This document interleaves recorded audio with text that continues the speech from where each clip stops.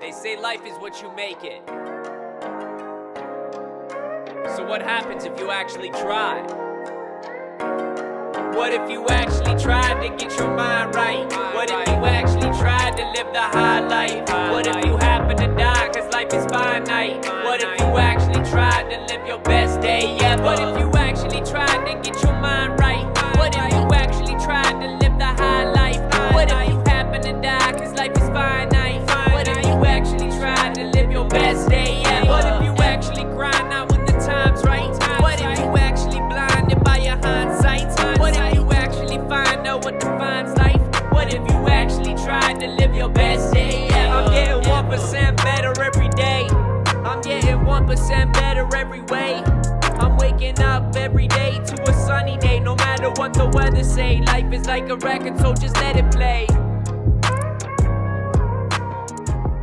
Alrighty, welcome back everybody. I managed to get back onto the stream despite my Mac trying to prevent that. And today we're going to be having our Tuesday Health and Wellness Personal Development Show. And we are going to be talking about the sauna benefits, tips, tricks, how to use it, and why you should. And I wanted to just start it off with a brief discussion here with you, Matt, and just kind of just ask you some basic questions. And I would invite anybody that's listening to this to participate with us. We've got the Substack article up, and we're going to be reading off of that today with our shared screen. But you guys can go there and actually comment. Okay, so I'd like to hear your answers to these questions. I'm going to skip some of the questions because I already know them from Matt. He's obviously been in a sauna because he owns one. And so I'm going to just talk to Matt now, but I just want you to know you can participate in this conversation on all of our talks. Okay, Substack is available. Everybody can comment. You can also join our Telegram chat where you can actively participate with us and give us your feedback. And we would love for you to become more of a part of this discussion. So Matt, you obviously have a sauna at the Citadel. What made you buy the sauna? I always enjoyed saunas, but usually the only time I'd really get exposed to a sauna would be like traveling and you're at a hotel and they've got a sauna or something to that effect. And then back in 2017, I lived with Stefan Arnio for a bit, about a month, and he had a sauna in his building. So he was staying in a condo building, and we would go down there most nights and like do a debrief, like me, him, and his COO.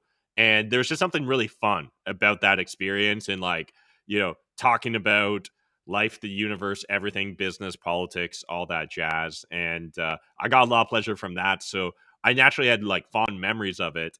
And when I moved up here to the Citadel, I knew that we had like cold as fuck winters, and a sauna to me with the cold just seems so natural. Maybe it's because I think like they originate right in Scandinavia, or there's a huge like culture there. I saw Al was jumping in the comments saying that Thunder Bay is supposed to be the sauna capital of Canada. I've definitely heard that as well, and I know like people that grew up in Thunder Bay, they often have saunas on their property or at like their camp, I think, is usually what they call like their cabin or their shack or whatever. So for me, I was just like, hey, I'm going to move up here, middle of nowhere. There's not a lot of things to do. This is a sort of like luxury, in my opinion, that I'd be very happy to pay for. And so I did. That's awesome. Yeah. Saunas, when I was doing a quick little bit of research on like the history of them, they can like, there's some of the first write-ups on them are about 2,000 years ago in Finland. And if you actually do just a quick search, there's about 3 million saunas in Finland right now. And I don't know the population of Finland, but that's basically a sauna per person. Like that's crazy. So yes, the Scandinavians have been using them for a long time. And there's actually a plethora of reasons for that, but we're going to dive right into that shortly. So when you purchased your sauna, like, were you making any considerations about what type of sauna or the price point or anything like that? Or did you just kind of buy the first one that you stumbled on? Yeah, I listened to a Kevin Rose podcast. I'm a big fanboy of his content, and he does a lot of like um health hacks, life hacks, all that jazz. Him and Tim Ferriss have a podcast that they often do together, and he became like a huge fan of saunas, and he did like an entire episode deep dive, and essentially he laid out like a few of his thoughts in regards to best practices when it came to getting a sauna for your home. And so I think he said like, go for infrared, like make it simple. So like, I think this is what he said in the podcast, at least, like make it simple. So like, don't have like a wood fired one because it takes a while to get those going, particularly if you're in a cold climate. I know we looked at potentially also getting an outdoor sauna here that would be like wood heated. And when I was talking to a few people that had them, like the lead times on those, I was just like, ooh, I'm not that sort of planner, or I don't like the idea of it. So even like yesterday when I decided to have a sauna, I thought about it, but wasn't fully committed until probably like 3 o'clock in the afternoon. And I was like, okay, you know what? I'm going to turn it on, go for a half-hour walk, and then circle back, and it'll be up at a decent temperature that I can jump in. So I like the convenience factor of that as well, because for a lot of these things, anything sort of like self-improvement, if there's a path of least resistance, if I can make it really easy for myself to embrace those sort of habits, that's usually the path I'm going to take. That's awesome. Do you have an idea or a best guess? I assume I published this without you having time to read this. So do you have a best guess on what the best time may be to have a sauna? I think I've read a couple Afternoon. different things, right? So I think there's arguments for first thing in the morning or at the end of the day. And some of it even comes down to your individual situation and health, if I remember. I think that I came to the conclusion for myself that it was probably evenings were the best. I honestly don't remember why that I came to that conclusion on my research, but I'm pretty sure that that was the case. Well, I want to, and I think we'll kick it off here. And if you're following along on the Substack, we're going to kind of be jumping around today because this is kind of a complex topic. But all of you that are listening will remember, because you listen to Best Day Ever Media every single weekday, you'll remember episode number 2 where we talk about sleep, right? And when we talk about sleep, there's a really interesting phenomenon. How you go to sleep is essentially your body actually drops its core temperature a few degrees right before it goes to sleep. And that's how you enter into those non-REM phases of light sleep. And that transitions you into essentially your deep state of sleep. And so in the article, I've actually referenced back to episode number 2 a few different times, because it turns out saunas and your body are just all connected. It's one big system, right? Your body's a huge ecosystem, and all of the different organs and systems are set up to, again, work. That's why it's called a system, right? It's all working together. These things aren't completely independent. And so my research turned up that, well, Matt, I think you're correct in saying that, like, it's obviously going to be personal preference, and there are reasons why you might be able to change this, but for most people, you're going to want your core temperature to be dropping at night before you go to sleep. And the reason for that is to kick off that sleep system, right? You want to get into NREM 1 and 2, and then eventually into 3 and 4, so that you can get into those deep states of sleep, repairing your physiological damage throughout the day, or rebuilding muscle, rebuilding and repairing your DNA, as well as recovering emotionally. And you do that during your REM sleep. But if your body can't drop its core temperature fast enough, that just means you're going to be delaying that process, right? So if you're going to have a sauna, say, for example, you go to bed every night at 11 p.m. and you wake up, I don't know, maybe 7 or 8 in the morning with the sun. Well, if you're going to have a sauna at, say, 10 p.m., and then you get out of that sauna, your core temperature is actually quite significantly elevated. Your body is going to have a really tough time, if you don't do something about that, to get that 3-degree drop that it needs from your baseline, right? So you're going to now have this elevated temperature, and you're going to have to get down to your baseline and then drop another 3 degrees from there in order to actually fall asleep. And if you don't do that, you're simply not going to be sleeping. So some people may experience in the evening that you feel more relaxed, and that's totally valid. You are going to have more relaxed musculature and all that stuff. But technically, you will be disturbing your sleep pattern. And if you are somebody that's extremely athletic, and somebody that is, if say earlier in the day you had a very high intensity workout, or you were weightlifting or something like that, there are some arguments I did find where you could just actually fall asleep because you're just goddamn exhausted. But I would say, based on what my research turned up, you would be best off, if you could, if it was convenient, to have that sauna a bit more early in the day, right? Like not right before you go to bed, just to help yourself out with that circadian I just kind of remembered as you were talking about night and stuff, why I came to the conclusion that at night, and I think the argument was with infrared, that the infrared produces like melatonin, which helps you fall asleep at whatever. So I think that was the argument. And I guess on the cooling down the core temperature, a lot like I don't take like a cold shower, but like I take a cool shower afterwards. I know a lot of people say that like do a cold plunge, cold shower, whatever. Usually what I'll do is, and like just naturally I do more saunas in the fall, winter, spring than I would in the summer. I'll stand outside for like a couple beats, and like that cools me down quick, and then a cold shower afterwards. So I suspect that probably mitigates some of those issues. Yes, absolutely. And in fact, a lot of the health benefits that we're going to be talking about and the studies that I was able to find are going to actually discuss the pairing of both hot and cold in order to get the most out of your sauna experience. And the reason for that is, again, if you go back and reference our episode number 2 of Best Day Ever, when we talk about sleep, you'll actually find out that a cold shower or making your core temperature drop or your body drop in temperature will actually promote a heat response from your body. Okay, so your body, when it's too hot, it knows to start regulating your temperature and cool itself down, right? And we do that through sweating and various other physiological systems that relate to essentially what's called the POA. So it's the I'm going to share this here in a second, but essentially your body uses a bunch of different systems to regulate its temperature, and the use of hot and cold are going to be very beneficial when we're talking about some of the health benefits that we're going to unlock with sauna. So I might as well start there. And if we go here to the health benefits, and I want to preface this discussion, guys, I'm not a doctor. All right. So just first of all these talks make me nervous because I'm literally not the expert here. But that is why I've included a shitload of resources for you at the bottom of this article. Okay, so if you guys want to go read these scientific studies by actual doctors and experts, please, by all means, use this discussion as a jumping off position, not a conclusion to all the research you could ever do. I'm trying to live the best day ever, and part of that is just being informed.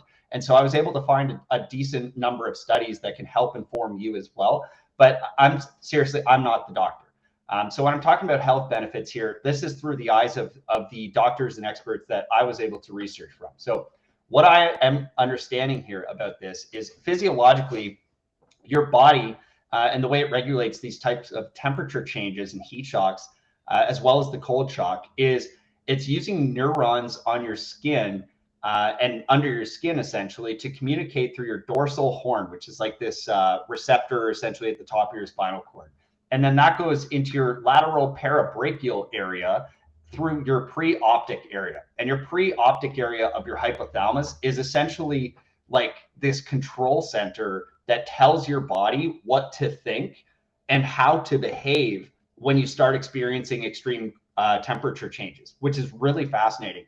And one thing that I didn't realize is that like it literally, so the behavioral element of this, which is really, to me, like it's beautiful just that we've evolved to be this way. But if you've ever been in a sauna, Matt, have you ever felt like just getting the fuck out of there? Like, have you ever just felt like, holy shit, this is way too hot. I need to get out of here. Yeah, absolutely. Right. I kind of thought that was the point. It was like keep yourself in there for a little bit longer than you would naturally feel like. Right. So, yeah. And like, I guess sometimes like, again, just fucking around, I'll do weird things. Right. Like, so a bunch of like squats or something in my sauna because I've got a little bit of room to move around. And yeah, I think that's kind of where some of like the pleasure or the natural high comes from almost, right? Is like knowing that there's some discomfort there and that you're willingly and knowingly doing so. So I'm going to talk about that pleasure center as well in a moment. But so anyways, the preoptic area of your hypothalamus will communicate, tell your body like, okay, it's really hot in here. Okay, we got to start sweating right now. We got to release some of this heat. We got to start sweating. And all these different endorphin responses start happening and these different chemical things start happening. But the thing that I found really fascinating is it also communicates to your amygdala to inspire behavioral changes. So when you're in that sauna and you're like, Jesus Christ, it is so hot in here, I need to get out. That is actually your true like lizard brain fight or flight response actually starting to happen in response to how hot it is. So the same thing would happen, like say, for example, we all know that example as a kid, like you touch a hot stove and naturally your body's just like, oh my God. And you have that reaction to get out of there and just move and obviously not continue holding that stove. And this is the exact system, the same system that does that is going to help us with all of these different chemicals and endorphins that end up happening when we're shocking our body with heat. So we are stressing our body, and that's a good thing. And one of the reasons why this type of stress is good is because it produces heat shock proteins.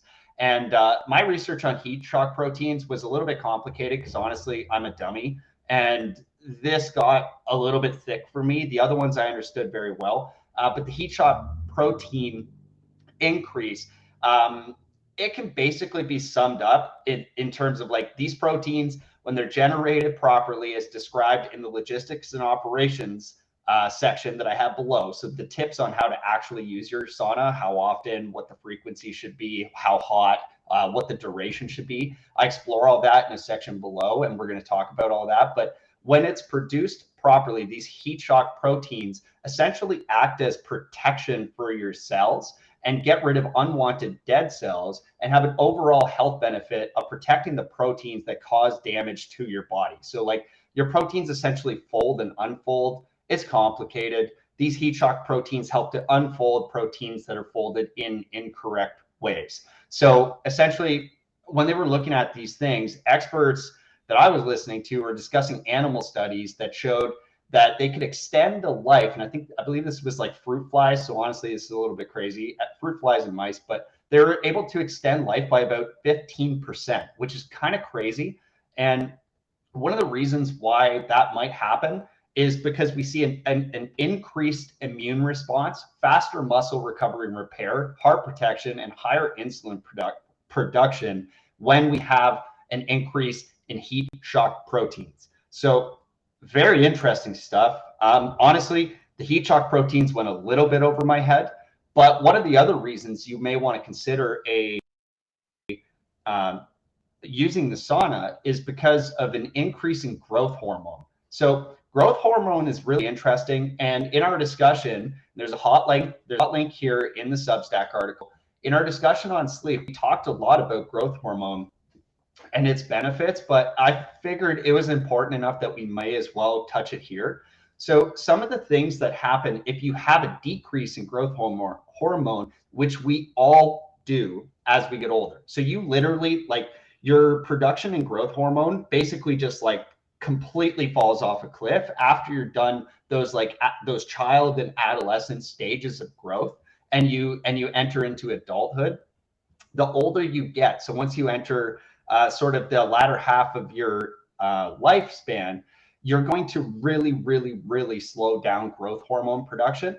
And some of the effects of that are a higher level of body fat, especially around the waist. So like this is why you see a lot of the elderly people around you, they get that belly fat, right? It's not because they're not necessarily lazy. It's just like you literally just don't have growth hormone to combat this type of thing. And as you age, as discussed in our sleep episode, you stop having the types of sleep cycles. They occur for less duration, resulting in this compounding effect of having less growth hormone and then getting more body fat. So you have a higher level of body fat, especially around the waist. Anxiety and depression are effects of having less growth hormone. Decreased sexual function and interest, right? Shout out to Pfizer and their Viagra. Fatigue, right? So you can have increased fatigue. A lot of old people around here are sleeping, right? They're having those naps. And naps are good, by the way, but still, they're sleepy. Feelings of being isolated from other people, right? So social issues. Greater sensitivity to heat and cold. You've all seen those wool socks your grandpa's wearing.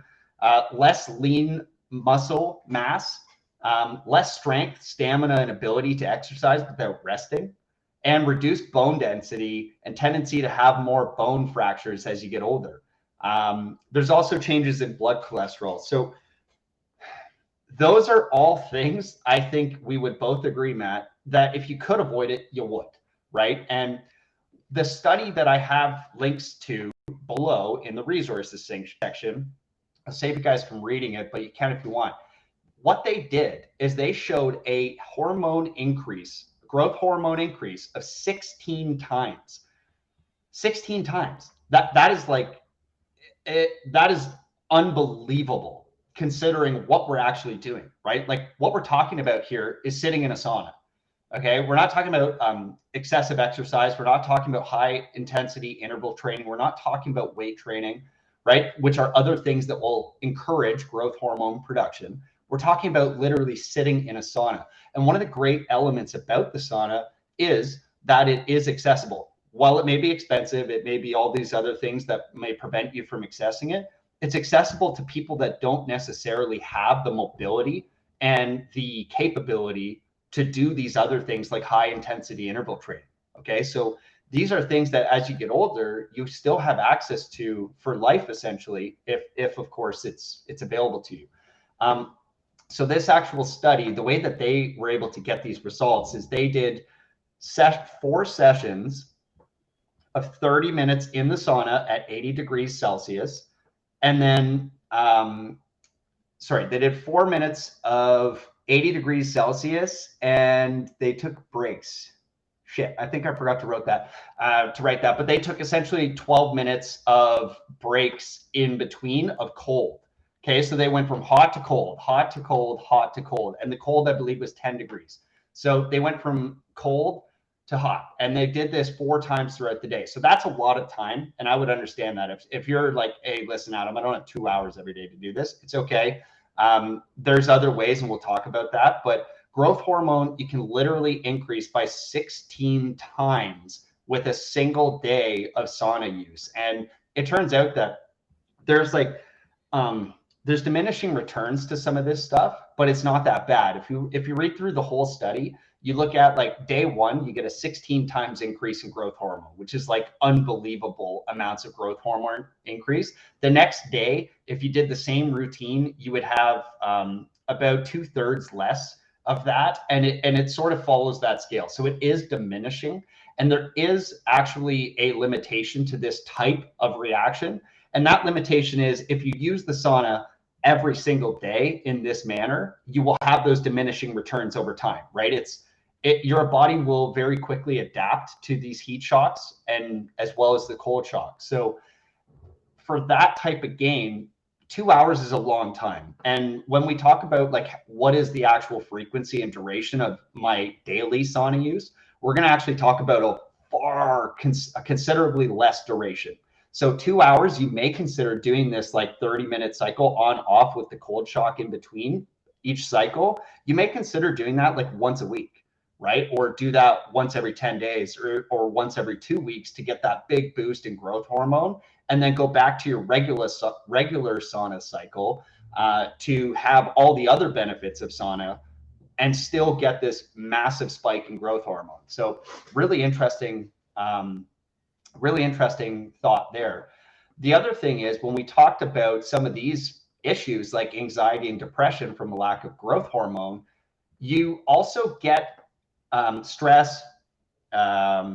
You can have like essentially like social issues, despair, depression. That type of thing is also associated to cortisol in your body, right? So when we think of cortisol, we think, okay, that's the stress hormone in our body and what is essentially boosted as we are entering periods of stress or whatever. We talked about it in the sleep episode as well, though, that cortisol is a great thing actually when you're waking up because it starts to your body's trying to come to temperature and there's this whole thing that happens there.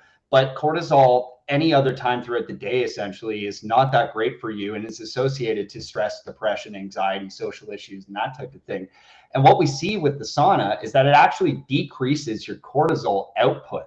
And so the study below, what they did is they did essentially 4 sauna sessions of 12 minutes at 90 degrees Celsius, which is 194 Fahrenheit, and then followed those sessions with 6 minutes of cooling sessions at 10 degrees Celsius, 50 Fahrenheit.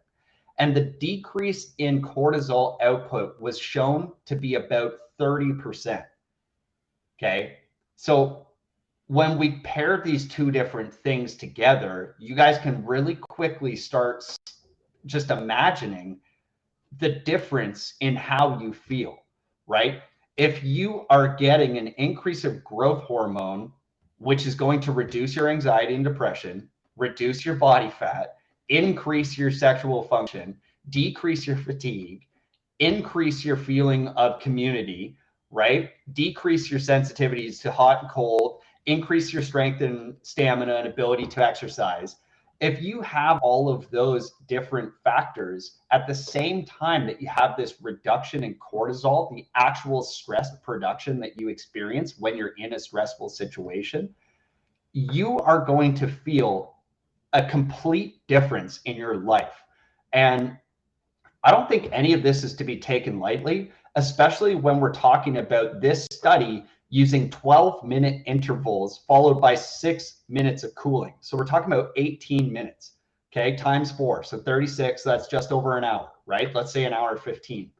So in an hour and 15 minutes, these people were able to do a study where they reduced cortisol output by 30 goddamn percent. That is, to me, that's mind-blowing.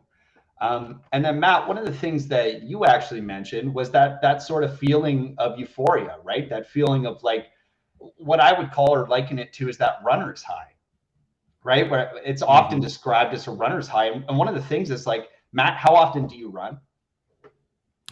Never. Okay, me either, because I hate it. Well, this morning I did a 5K, but it's not a thing that's accessible to everybody. Okay, if you're thinking about running, like I want you in your car, at home, wherever you're listening to this right now, think of the people in your life that run, right? Can you name them all? Can you name them on one hand?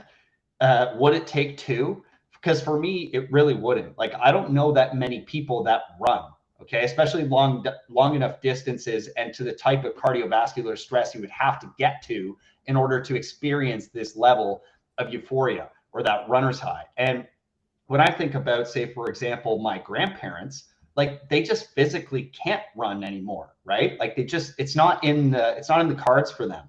Or if you think about anybody in your life that's perhaps at a level of obesity that it would be extremely uncomfortable for them, or they wouldn't be motivated to do that type of thing. Well, this is a way for them to experience that level of euphoria and mood change that will carry out throughout the day for them without having that type of stress. And there's other situations too, like perhaps you have ligament damage, right? Or muscle damage, or some type of injury that's preventing you from getting out, if you are a runner, from getting out and doing that. Well, sitting in the sauna, this low impact activity is actually a way to access some of these benefits. So the way this works is that your body will produce dynorphin, which is actually the response that is causing that panic, right? So when your body's like, oh my God, it's so hot, we have to get out of here.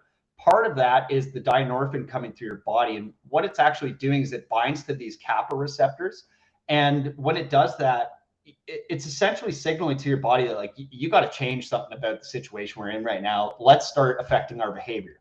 Now in the sauna, and this needs to be met with a sort of disclaimer, like if you feel like you're going to die, get the hell out of the sauna. Like this is your body actually telling you that.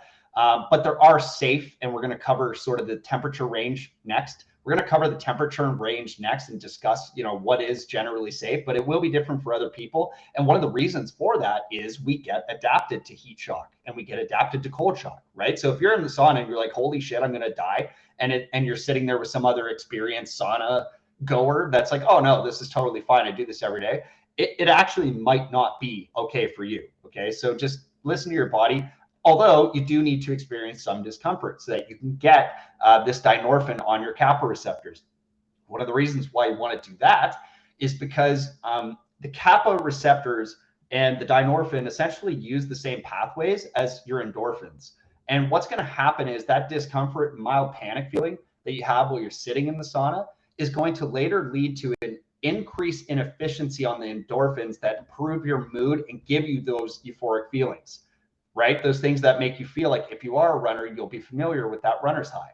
But what ends up happening with that and why this actually matters is because it will give you a higher baseline of happiness in your mood following the heat shock. So when you get out of the sauna, like Matt, have you experienced this? When you get out of the sauna, you just feel happier?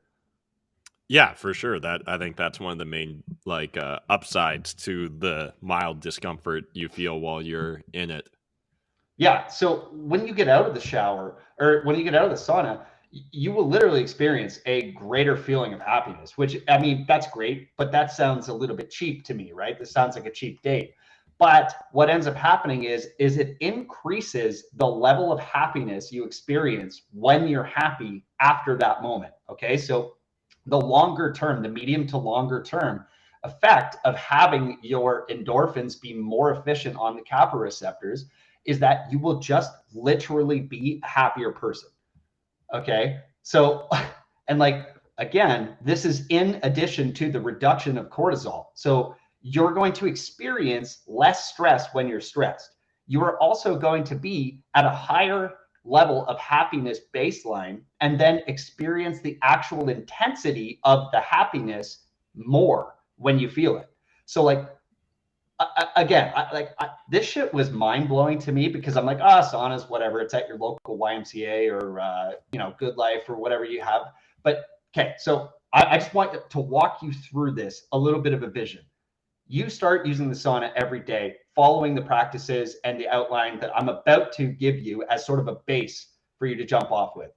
You're you're overweight, you're anxious, right? You're not having the level of sexual activity you want or are interested in at all. You're fatigued. You feel like you're isolated from society. You feel like you can't really even work out because when you start working out, you need to rest more often, right? You're having issues at the doctor's office because you've got weird blood cholesterol. You start using the sauna on a daily basis because you get access to it, maybe through a gym membership or something more accessible than actually dropping the money on buying one for your own home.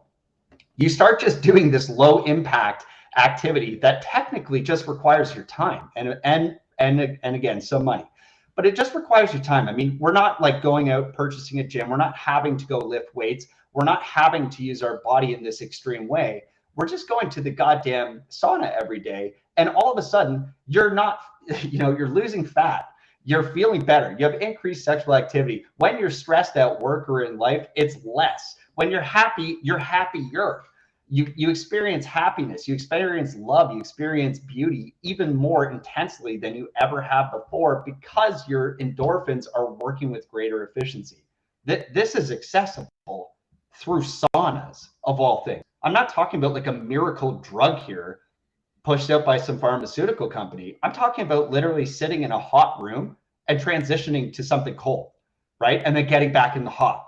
That's what these studies that I literally read through myself this morning are saying with huge numbers of sample size. Like these guys were using real sample size, real statistically significant studies that seem to be backed up by really credible scientists, right? And again, I'm not the scientist. I just read these studies, but I am amazed at this stuff. So I think in saying all of this, we need to kind of discuss like what is the way to actually use the sauna. So Matt, what temperature do you usually go into your sauna at?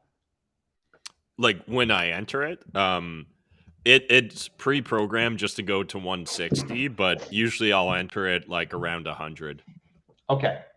So I'm going to challenge you this week, Matt, if your sauna will go up to these temperatures, to attempt to get that thing up to 176, between 176 and 212. Now, there's probably some limitations, and one of the reasons why people do criticize the infrared ones is that not all of them will actually go to these temperatures, and that's fair. But one of the reasons why I want to challenge you, if yours does go to that is sort of the temperature range where all of these studies were performed in. So, and if you're listening to this, like on the first day, there's almost no way, I almost guarantee you will not be able to go in at 212 degrees Fahrenheit. It's just going to be way too hot for you. It's going to be very stressful. You're going to have that fight or flight response, and you're going to instantly choose flight because 212 is very, very hot. And I know that when I was at Matt's, I think I was going in at like 170 or 160 or something, and it was bloody hot. So I think this is going to be a challenge. And the nice thing is, for anybody who's experiencing this for the first time, or if you've done it a few times and you want to do it more after listening to this, like this is like everything else in life, an iterative process. You do not need to go in every single day at like the highest temperature for the longest duration that you possibly can right off the bat. You build up to this sort of thing. But where all those health benefits are found and where the maximum and optimal health benefits are found are within that range of 176 degrees Fahrenheit to 212, which is 80 degrees Celsius to 100 degrees Celsius. Okay, so that is sort of the range where you want to find yourself in the sauna.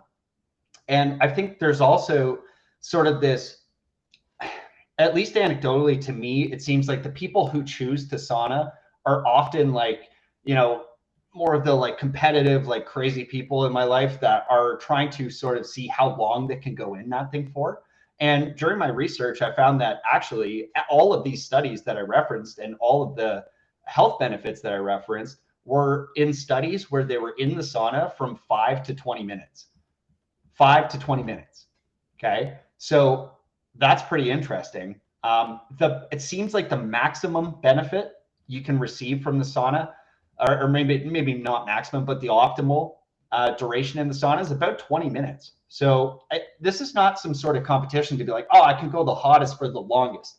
And in fact, there's actually some decent research that going as hot as you possibly can for the longest amount of time can have some damage on your neurons. So you don't want to find yourself in a position where you're actually overheating to a point of extremity. Excuse me. And then, so we essentially want to get in to the sauna from a temperature that is between 176 Fahrenheit to 212 Fahrenheit, and we want to stay in there for about 20 minutes. Now, once we know that, it's a decent place to start talking about like, well, how often should I go into the sauna? Well, it turns out that to get maximum benefit, you would want to go about 4 to 7 times per week. Okay, so almost every day. And the reason I say that is because in the studies that are linked below, we've got a study that shows a comparison essentially between going 2 to 3 times per week, and then a comparison of that to going 4 to 7 times per week. So if you go 2 to 3 times per week between those temperature ranges and that duration, you're about 27% less likely to die from cardiovascular events. Okay, I'm talking heart attacks, strokes, shit like that. 27%.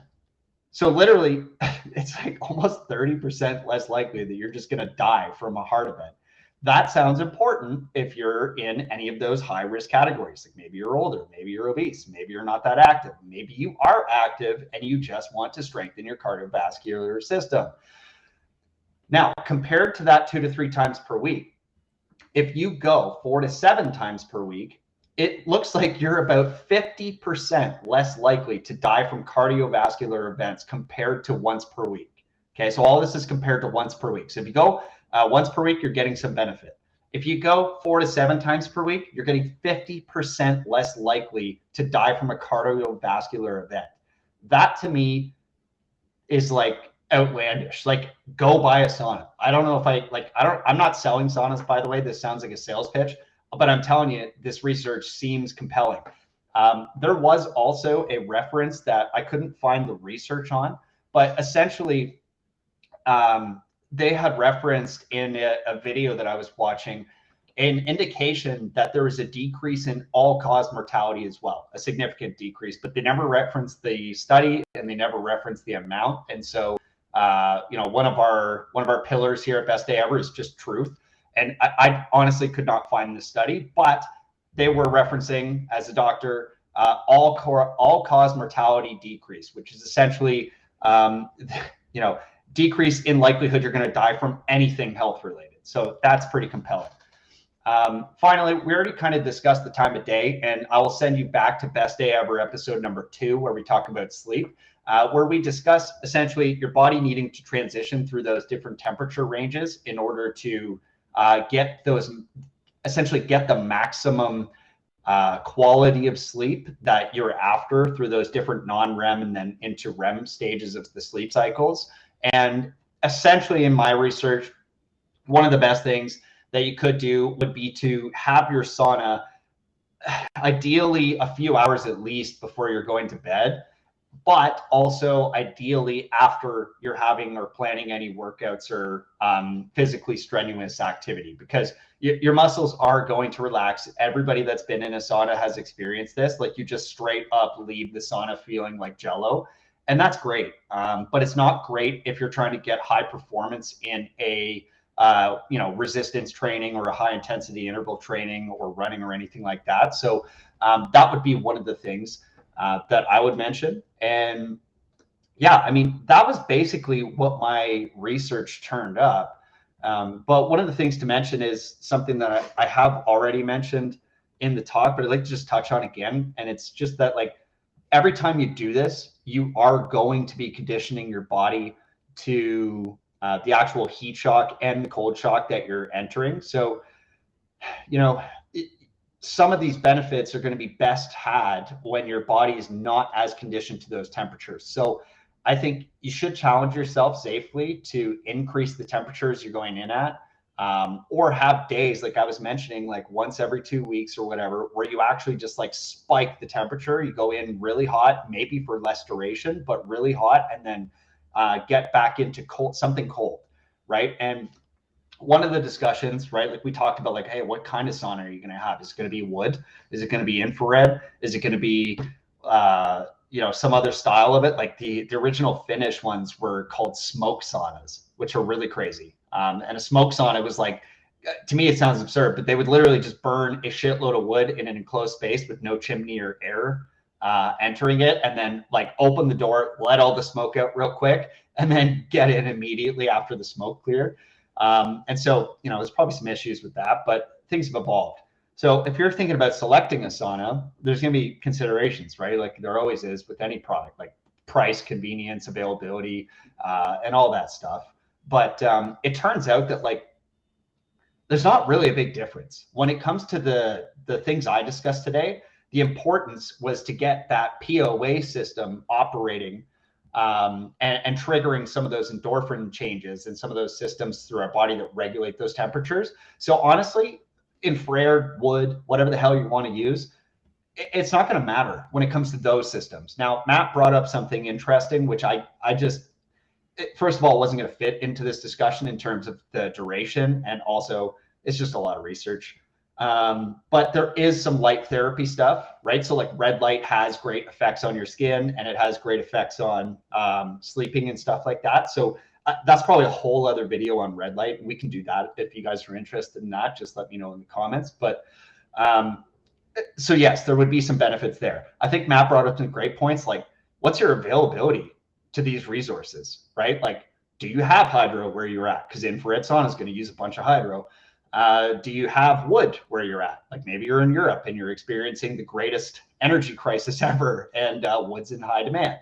So wood might not be the great option for you. I think what it comes down to really is like, can you get access to this? And however you can, my conclusion is you probably should. And if you can't get there 7 times a week, don't be worried, because we were just, talking about 2 to 3 times per week would have really big impacts on your overall health. And just like even that one, like just the growth hormone spike alone from a single sauna session, right? From going hot to cold, being a 16-fold increase in growth hormone, like that is life-changing. That is literally life-changing for anybody. I don't care who you are. And I think I was blown away. Like I've heard, some of the more fit people, like maybe hear Joe Rogan being like, yeah, I was in the sauna before the show or whatever. It's like, okay, cool. That might be cool for Joe Rogan. He's got all the money in the world and he could just have whatever he wants, maybe just enjoys it. But when you actually read through this research, and I do invite you to look through the resources I posted below, because the studies are extensive and they're very long. So if you're interested in going down the rabbit hole, I'd invite you to do that. But I mean, the benefits, like Matt, were you aware of like half of this? Like, it sounds like you have done some research before, but I certainly wasn't really. Yeah, I think it's one of those things that it's always useful just to have the refresher, right? Because like you kind of like read up or you hear someone talk about it on a podcast, and then your attention drifts or you start thinking about the next thing. And as I said, the like using a sauna seems like a really simple thing. Like it's relatively, all things considered, very passive, right? And that is, again, attractive to me just because it's relatively easy to implement in a personal habits or a personal regime. So, yeah, 100%. Glad to refresh and review all these things. Yeah, it's great. Yeah, the other thing too that you just mentioned habits. When I was in the sauna, at least in your sauna, I found it very easy to habit stack, right? So what I was doing while I was in Mhm. your sauna is I was listening to podcasts, right? Or I was listening to a book, or like you were mentioning, you're even doing squats in there, right? So it's like it's not hard to habit stack with these things. And if you have a system like what Matt has with the infrared one, you can just like you can turn it on, set the temperature, and just go away, right? Go do some work, go for a walk, go do whatever you have planned for that day and come back to it when it's ready. And I think that, as this technology evolves, it will become more user friendly, more accessible, possibly cheaper, and just, more available. So, if you can't afford to outlay for a sauna right now, maybe check out what gyms in your area have them. It's a great way you can kind of hit two birds with one stone. And anyways, yeah, I mean, guys, that's really all I had for today. But I really hope, like I mentioned before, if you would please jump into the comments, get into the Substack, read through this research for yourself. You can't trust me; I'm no doctor, but these research elements and the reason why we're doing this is so that we can become better informed ourselves, right? So that's literally why we're doing this, and it just so happens that we can communicate it to you guys, and we would love to hear your side of the story. Like, do you use these things? Have you ever been in a sauna? What was your experience with that? What's your feedback on this discussion? Is there anything I missed? Right? Because again, like there's a whole plethora of other stuff that were health benefits. I just couldn't find great research on it. I'd love to see if you guys can find some more, and if not, I'd just love to hear what your experience was with this discussion. So I hope that everybody will go and have a sauna this week. Please. It's only Tuesday, you guys. You got lots of time. And let us know maybe at the end of the week during our community hangout what your experience was. So I think that pretty much wraps up sauna benefits and tips, Matt. What can we expect from you tomorrow? Oh, I think your audio cut out there for a second. But for tomorrow, I'm going to be exploring Isaiah's job and just in reference to the remnant. So I'll leave that at that for now, but I really look forward to having a nuanced conversation just around that and understanding, to me, it's almost like taking the 80-20 principle to a certain effect. But anyways, we'll get into that tomorrow. And obviously we'll do our 24-hour news update as well. Awesome. Thanks, Matt. Well, that's it for the best day ever. And I hope you guys are also enjoying it with us. Cheers. Awesome. Thanks, guys. They say life is what you make it. So what happens if you actually try? What if you actually tried to get your mind right? What if you actually tried to live the high life? What if you happen to die cause life is finite? What if you actually tried to live your best day ever? What if you actually tried to get your mind right? What if you actually tried to live the high life? What if you happen to die cause life is finite? What if you actually tried to live your best day ever? What if you actually grind out when the time's right? What if you actually blinded by your hindsight? What if you actually find out what defines life? What if you actually tried to live your best day ever? I'm getting 1% better every day. I'm getting 1% better every way. I'm waking up every day to a sunny day. No matter what the weather say, life is like a record, so just let it play.